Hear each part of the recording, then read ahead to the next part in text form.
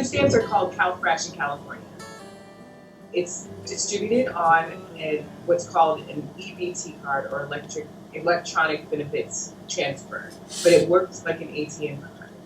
And people are then able to go buy food at retailers. The Supplemental Nutrition Assistance Program, abbreviated as SNAP, was formerly known as the Food Stamp Program. Its goal is to provide assistance to lower-income families and individuals for purchasing their daily meals. The amount per family varies upon incomes and expenses, mainly because SNAP is meant only to be a supplemental assistance, not a dependent source of food. Since the year 2000, the number of people in the United States collecting food stamps has risen from 17 million to over 47 million. SNAP participation rates skyrocketed precisely because of the recession. Food stamps and other social welfare programs were not existent earlier in American history, though. Citizens of the Gilded Age were driven into poverty due to the exploitation of the poor workforce by rich industrialists, and the government did not do anything to help prop up the less fortunate. Later, as reform movements progressed and as the Great Depression hit, federal emergency programs were enacted to help the poor, leading to the formation of such public programs like the Civilian Conservation Corps and the Social Security Act. The 1960s saw the advent of Medicare, Medicaid, food stamps, the Job Corps, and the Elementary and Secondary Education Act, with Lyndon Johnson's War on Poverty. Finally, the 1990s brought a new wave of welfare reform, with programs like the Temporary Assistance for Needy Families and Aid to Families with Dependent Children being reformed. However, despite America's long history of helping the poor with government assistance programs, food stamps are one of the largest programs that are still not sufficient enough. People run out of food stamps by about the third week. Oftentimes, it's after they've run out of food stamp benefits that they come to the food bank for help with emergency food. Unfortunately, for many households, many families, it is their only source for food. So we definitely see a lot of people that need the benefit, and unfortunately it's not enough. Senators like Jim McGovern think they have a solution. We must do more to ensure that healthy and nutritious food is available to everyone in America.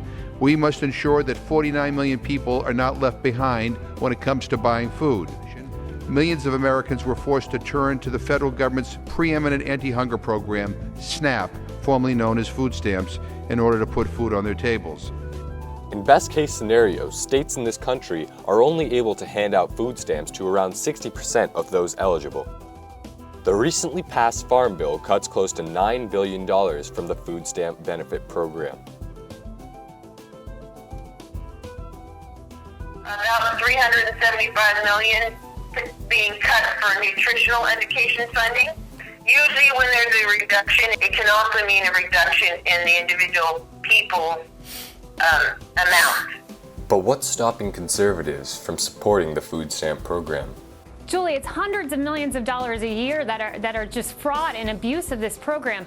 But Keisha and Liz disagree with that statement. So fraud is extremely rare across the country in SNAP or CalFresh food stamps. There's more fraud, more people under investigation for fraud in the House of Representatives than there is fraud in this really, really, really huge and successful government program. So less than 0.1% is fraudulent because there are so many mechanisms in place, for one, to discourage and catch it, and two, most people are not fraudulent. Like, you just want food, you just need it. So how do we fix the problem? After all, food stamps do bring 5 million people out of poverty each year and contribute $1.74 of economic activity for every dollar that the government spends on them.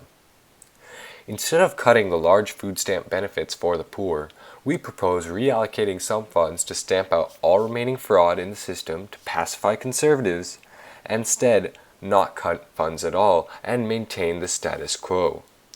Additionally, the Farm Bill should be split, and instead of being the omnibus bill that it is today, its separate sections should be split into separate bills. A negotiation over dairy subsidies should not hold up benefits for poor people, as it has done since November of this year. Subsidies for rich farmers should not be debated alongside benefits for less well-off people. Thus, America loses its horrid reputation as a nonpartisan political environment and equality prevails for all.